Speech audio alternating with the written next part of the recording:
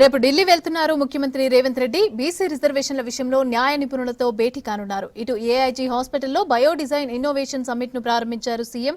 ఆవిష్కరణలకు తెలంగాణ సరైన వేదిక అని చెప్పారు. కేంద్రం నిర్లక్ష్యం వల్లే యూరియా కొరత అని మంత్రులు ఆరోపించారు. రాజకీయాలకు అతీతంగా సంక్షేమ పథకాలు కూడా అందిస్తున్నామని చెప్పారు. లైఫ్ సైన్సెస్, మెడికల్ టెక్నాలజీ విభాగంలో తెలంగాణ హబ్గా ఎదిగిందన్నారు ముఖ్యమంత్రి రేవంత్ రెడ్డి. తయారీ రంగం నుంచి ఆవిష్కరణలకు కేంద్రంగా తెలంగాణను మార్చుతున్నామన్నారు. హైదరాబాద్ ఏఐజీ హాస్పిటల్లో బయో డిజైన్ ఇన్నోవేషన్ సమ్మిట్ ను ప్రారంభించారు CM Revanth. Innovating for Bharat the bio design blue print ను ఆవిష్కరించారు. ఆవిష్కరణలు చేయడానికి, స్టార్టప్లు ప్రారంభించడానికి సరైన వేదిక తెలంగాణ అని చెప్పారు. We established India's largest dedicated medical devices park at Sultanpur. It has best infrastructure for research, prototyping, testing and manufacturing. More than 60 companies are already operating there, including global majors and domestic leaders. My government will give you total support as a proactive partner.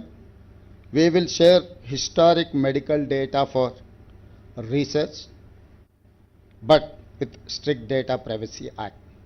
This is the right time to innovate from Telangana. స్థానిక సంస్థల ఎన్నికల నిర్వహణపై focus చేసింది ప్రభుత్వం. ఇందులో భాగంగా ఏర్పాటు చేసిన మంత్రుల సబ్ కమిటీ భేటీ అయ్యింది. లోకల్ బాడీల్లో బీసీలకు 42% కోటా కల్పించే అంశంపై సబ్ కమిటీ ఏర్పాటు చేసింది సర్కార్.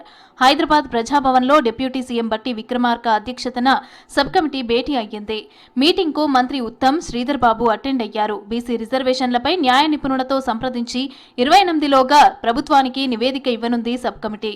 దీనిపై ఈ నెల 29న కేబినెట్లో చర్చించి నిర్ణయం తీసుకోనున్నారు. సెప్టెంబర్లోగా స్థానిక సంస్థల ఎన్నికలు నిర్వహించాలని కోర్టు ఆదేశించడంతో సర్కార్ వేగంగా చర్యలు చేపడుతోంది.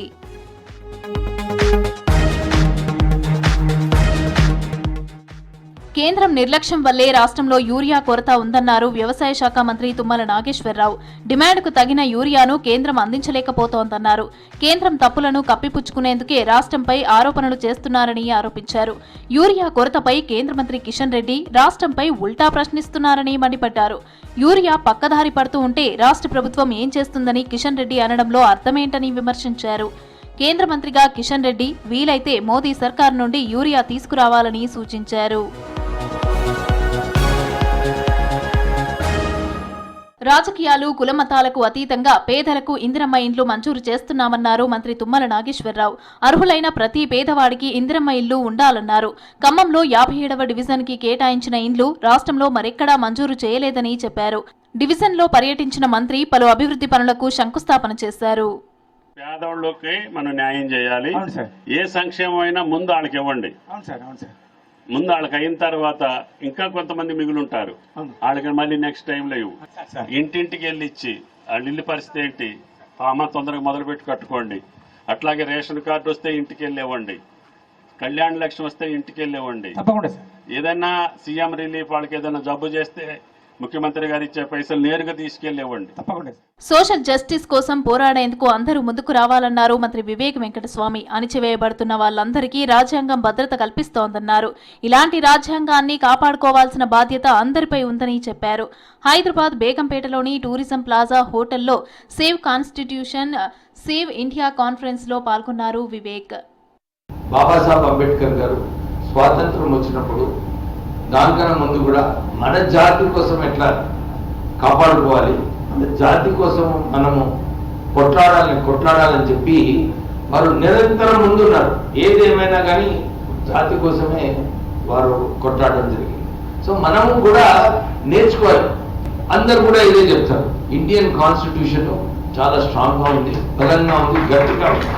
అంటే అది నిజంగానే వారి ముందు చూపు. కరీంనగర్ చొప్పదండి నుంచి ప్రారంభమైన 2వ విడత జనహిత పాదయాత్రలో మంత్రులు పాల్గొన్నారు. పొన్నంతో పాటు వివేక్, సీతక్క పాదయాత్రలో పాల్గొన్నారు. సోమవారం ఉదయం ఉమ్మడి కరీంనగర్ జిల్లా నేతలతో భేటీలో పాల్గొననున్నారు మినిస్టర్స్.